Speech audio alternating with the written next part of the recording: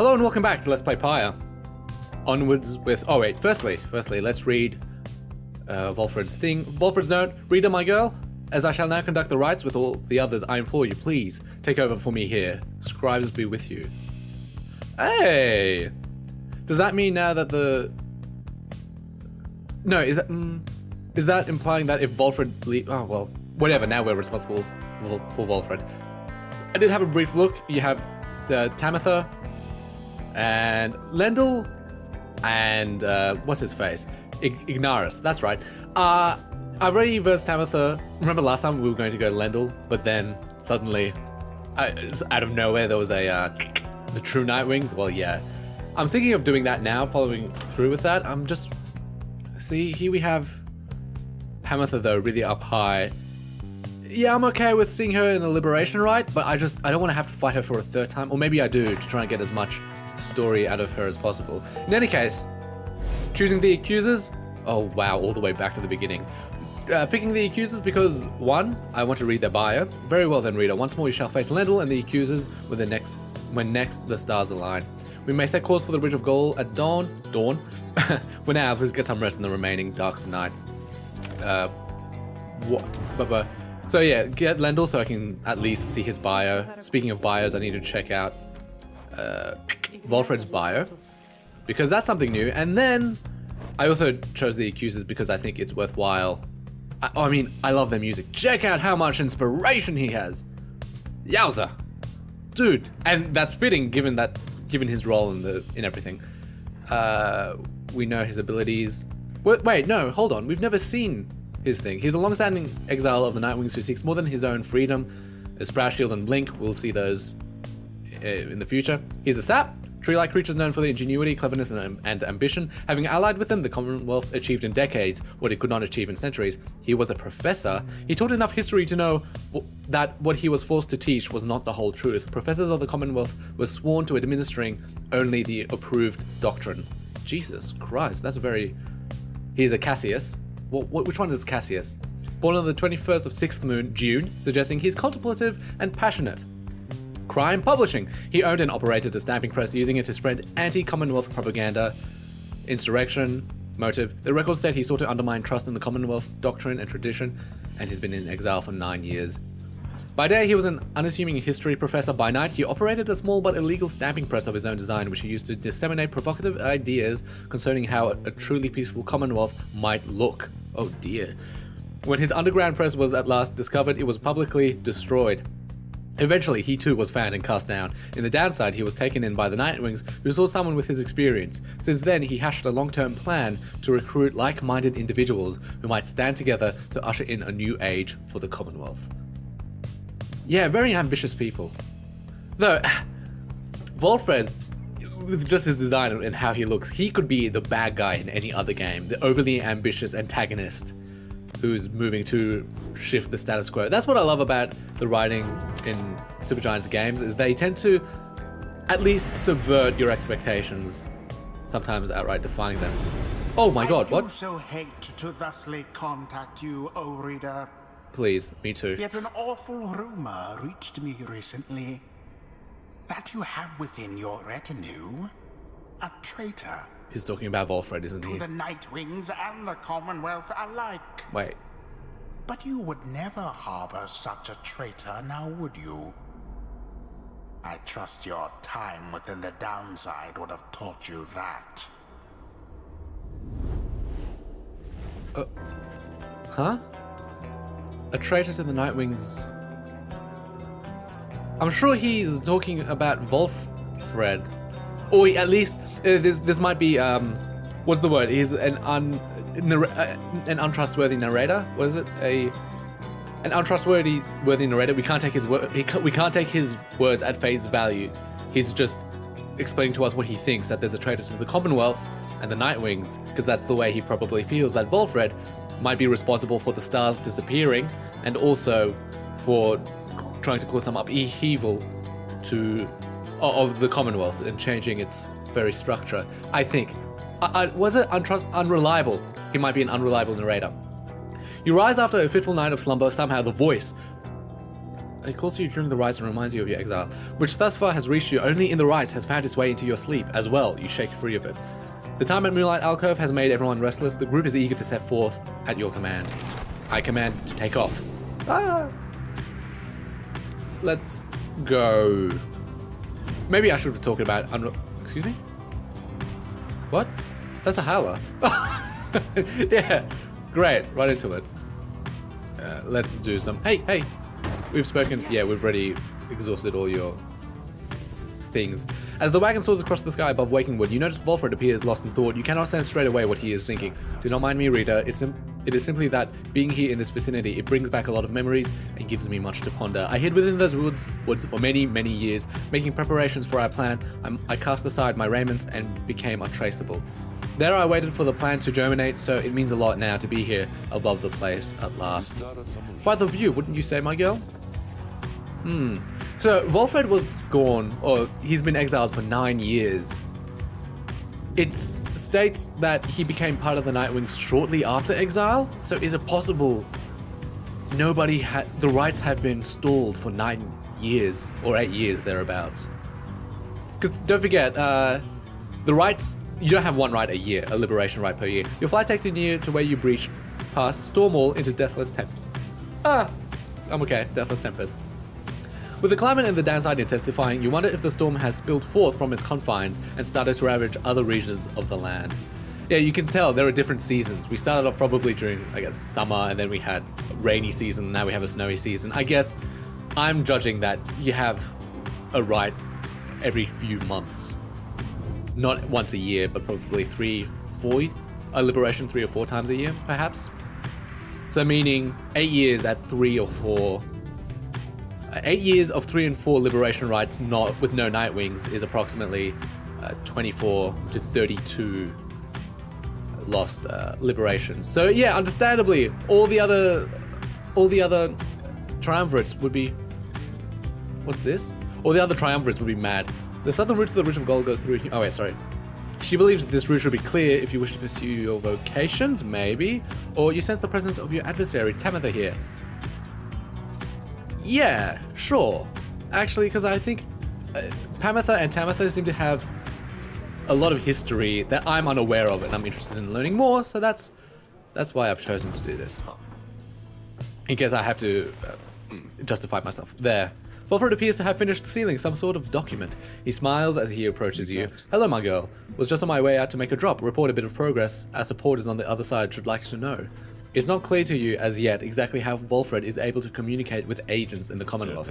We have our ways of making certain that such messages manage to make their way to whom they need to reach, most of the time at least. It's not exactly the most dignified of methods, but the messenger imp, he is one of Walford's couriers tasked with delivering news to and from the Commonwealth. Is as hardworking as the rest of us, or dare I say so, more so. Most imps lack the capacity to do that job, but they of course cannot traverse the outer boundaries or the downside, but they can squeeze much closer than any of us. Walford offers to tell you much more of the process. It seems that he's been using certain imps to relay messages to his agents in the Commonwealth for some time now. From that point, we depend on certain other means. A trafficker like Ruki would likely be familiar with them, then my agents intercept the messages as they arrive. The messages are coded, and in the off chance they reveal themselves before unwanted eyes, but even still, my agents put themselves in great peril there, supporting our cause and our plan. I could not ask for a more dedicated bunch. A shame we cannot meet them, separated as we are. If we succeed in our endeavors, it shall be thanks in no small part to them. They have identified hundreds of citizens grown loyal to our cause, found hidden corners where they can speak freely. Their goal is to grow in numbers while remaining safe. For we cannot resist the Commonwealth if too few citizens stand with us, whether due to apathy or fear or lack of willingness to see our nation as we do. Some of these agents I have known for many, many years, since long before my exile. Many were former students from my days of teaching Commonwealth doctrine. It was clear then who among us did not take the common view. These days I report to them our progress, and they in turn report theirs back. From that assessment, I update the estimation of our plan's success. Our chance of success increase substantially each time we liberate one of our own, but those loyal to us in the Commonwealth slowly gather strength regardless, knowing of our efforts. Thus we do inspire each other, not unlike the dynamics which I see among the Nightwings here. Now, good afternoon then, Rita. I've a delivery to make. He strides out the wagon, bearing the sealed message. I just realized I completely forgot to check to check, what was it? The dissidents, their biography in the Liberation Rite. It completely passed my mind. I apologize. Wait, hold on. Sandra. Sandra Mandra. Why, hello there. What might I do for you? Nothing. I just care about you, and I'm worried for your mental health since you've begun opposing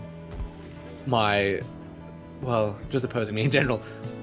Your senses guide you to a scrying pool somewhere in the wind-swept fields of Hollowroot, and you look upon the waters. Soon you experience a vision of Tamitha who stood against her deluge and the Pyre hearts in her most recent rite. We share a common enemy, you realize, Sir Deluge, so you have done us all a service through your failure here this night. Go on and glow while this knight wallows in his latest wretched failure. I almost pity you. Ever does your commonwealth train you to despise my kind? Sad. The vision fades. It seems the essence prevailed against the Pyre hearts some time long ago, gaining the favor of the scribes. You wonder where their paths have taken them since as you return the Black Wagon to pursue your vocations. Check the plan? Ah. Yeah. That might explain something. Okay. Good to know. Good to know. I feel like I want to mentor her again, but I'm guessing foraging for resources is really handy. Who to mentor? It would seem like Walford is a good guy to look and mentor because he's so far back. Oh, I wish I could. Gilman's just gonna keep falling behind unless I can find a way to start using him. Anyways, Walfred does seem the most reasonable. Certainly I would appreciate your point of view. Yeah, why do I need to... Walfred already knows all this. You sit down with Walfred to go over some of the subtler aspects of the rites, such as the state of banishment and how to return from it. You sense he is beginning to understand, or that he always has. Wonderful. It's been a while since my last outings in the rites, begging for your continued patience as I recollect the way. Gladly. Let's look through... If he's banished, the sapling shall automatically spawn near the pyre. After casting a sprout, Walfred's sapling spawns faster than usual, and larger aura. He may remotely detonate his sapling in an aura burst. Press T to detonate, okay. And while Walfred and his allies are banished, adversaries are slowed and cannot use abilities. Ooh. Nice. Though this route seems a little too passive for my liking. Once per ride, if Walfred adversaries extinguish his pyre, is restored by 10 instead. Oh. And it stacks. I like that. Especially since I have a Titan Star, which means I take more damage. Take 5 more damage? Yeah, do that. That's awesome. While using his shield ability, Walfred shields his allies as well. That's really good. Hold W to use a shield. Oh, so you can't jump, you use a shield. And you press spacebar to teleport. Walfred permanently gains +5 hope, hastening how quickly he returns from banishment, and once per ride, if Walfred's adversaries extinguish his pyre, it is restored by 40 instead.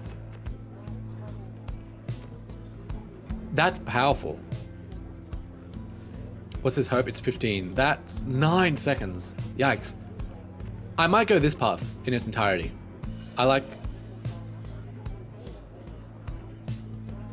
This seems more offensive, but I like this path quite a lot more. Banishment as failure is a time for careful introspection. Oh, really? Is that what banishing is about? When you dive into your enemy's pyre, your opponent's pyre, it's a failure and it's a moment of introspection? Yeah, I guess that makes sense. Hey, I guess we can start using Tamitha again during rites. She might be the next one to go, maybe. The wagon comes to a sudden stop after a near miss with someone or something that got right in its path. At first, you see no sign of whomever or whatever it was, but then, oh god, a voice rings out from off to the other side of your path. The friendly yet somehow aggravating tone leaves little room for question as to who it is. Hey guys, so maybe you watch where you're going a bit more next time, I guess. You must have scared Dad half to death. I mean, just look at him. but it's good running into you like this because I got for you a really special deal. We got some pretty out there stuff on hand, and it's been slowing us a bit, to be completely honest. Here's something about him. I don't know, but Dad just hasn't been himself. But once we open shop, why these little numbers, they're gonna fly off the shelves, and you can have first dibs. All you gotta do is give us a lift because you're headed to the Ridge of Gold, right? Just drop us off when you get there, okay? The Black Wagon does not provide for you the most spacious accommodation, but it may have room enough for Falcon Ron, barely, at least for the short remainder of your trip. On the other hand, you sense troubling energy from whatever strange artifacts he is transporting right now, and wonder whether you should get involved. Yeah? Seems in need of some assistance that you might well provide, or the thought of having to travel with Falcon Ron fills you with nameless dread.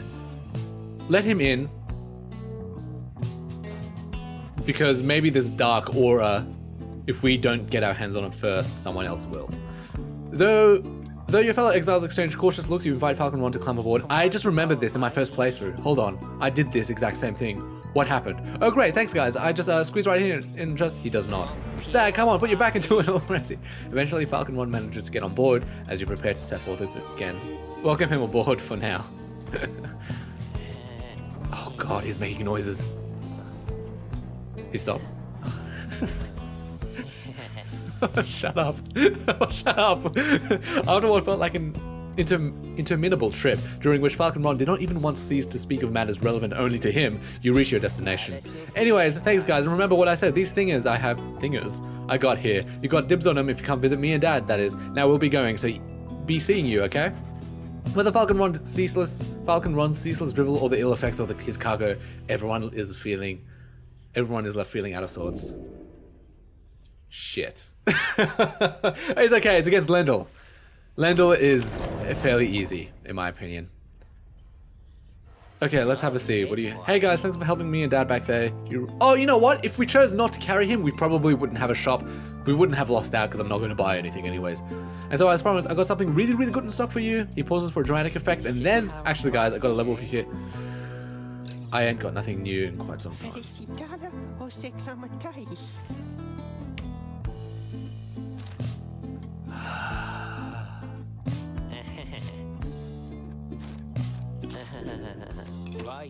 I'm not happy. I'm really, really not happy. Cursed talisman. Is it cursed because it's like a NetHack style cursed where once you put it on you can't take it off? Or is it cursed because it has such dramatic effects? I don't know. Faithstone. Oh. I should probably upgrade something. You know what? Let's upgrade goals. Not goals. Headwinds thingamadoodle. Shut up. Stop it. I'm very mad with you. There you go. Let's move along. Jesus, man. You guys have a good day out there. Yeah. -5 glory. We're doing -3 damage. That is outrageous. Don't take Ron with you. Though the now familiar surroundings of the Ridge of Gold made preparations faster than before, the stars are already aflame by the time you and the others are gathered. The right against the accusers is commencing soon. Please be ready, sir. Good to go. We've faced the accusers before, I think. I know what they can do. You wish them all good fortune in turn, little else is said, and together you watch the celestial harmony in calm and silence and await the accusers. I told you, I chose these guys because the music is sick. 6? 6, oh my god. If they are all banished. Yeah, I'll take that.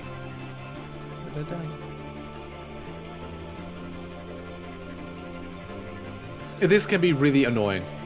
Especially... This guy is especially annoying. If one of them dashes, they dunk into your pyre, so there's only 2 left. If you banish both of them, they just return automatically. These guys are humans anyways. Like, headwind, so they come back. Let's go. This sick music, I love it. Wish me luck, guys. Shouldn't be too bad. These are the guys where I beat them with all 12 Titan stars on like normal difficulty. Powerful defensive abilities in Rising can spawn an invulnerable sapling. Reader, or should I say deceiver? Hey, look. For I detect another exile in your ranks. The exile Walford Sandalwood himself, that cursed sap. Oh shit! Known he was behind all this. I just realized. No love for our sacred tradition. Yet you would heed his poisoned words over mine own. I thought that we were friends. If Fine. Let us return to a more formal distance. I thought we were friends. It's kind of funny. Yeah, if you know who the speaker is, if you've played the game, you know who the speaker is. That explains a lot of why he seems to dislike Walford. Holy crap. Wow, that explains an awful lot. The adversaries whom you were to confront when instead you had your run-in with Oralek have assembled at the opposite side of the clearing, and their pyres burn bright. Nendel emerges from the ranks of the accusers and calls out to the rest of you. You, Nightwings, you thought that demon thug you sent to waylay us would be enough to stay us from our true path? You utter scum. That wasn't us. It wasn't us. Each time I think that I have seen the lowest depths of your treachery, you managed to surprise me yet again. The accusers seem all the more determined to prevail against you now, after Oralek denied them their chance to stand against you last time. I'm sorry. Oh, of course. One tutorial, then we'll end the episode. Rita, my girl, let us confer a moment here. I'm returned now to the rites, a tradition that I once disavowed. And now that I've done the raiments, the voice knows I am here. It is no matter, really, for our plan is well in motion. Hey, this isn't the first time you've donned the raiments. Remember when the Chastity was talking to us, you had your raiments on? Surely the voice didn't know you were there either. So, plot hole, maybe. Or maybe, well, it doesn't matter. All that remains for us is to prevail. I shall aid you and the others in the task as best I can. Now, let us see now whether these old limbs of mine are still of any use. And Or there he is at last, alive and well. I know that you can hear me, Sandalwood. You're causing quite a stir out in the Commonwealth. You plant your little seeds of discontent. Know that your designs at sowing chaos shall not be tolerated here. Now, good evening to you. Put it this way. Walford and the voice know each other personally. Actually, personally. Yeah, Aura can shield deflect. We've seen this before. Okay. Oh, you can't blink through. Yes, you can blink. So it's the equivalent of... What's the range? Okay. You can probably get a high range. Oh, so Walford doesn't have... Oh, hey, he doesn't have his aura. When he casts a sapling. So he can't actually cast his aura like everyone else, but instead he moves it to a sapling. Now then, Nightwings, I look forward to conducting with you all if and when, of course, the Rita calls for us to stand as a triumvirate together. I think I will have you. Just for good. Oh, Ash and Cole plus 35. Jesus Christ, this is gonna suck. Your triumvirate. That's gonna end the episode. So thank you so much for watching. Stay tuned. Right, coming up in the future. Until then, see you then. Bye.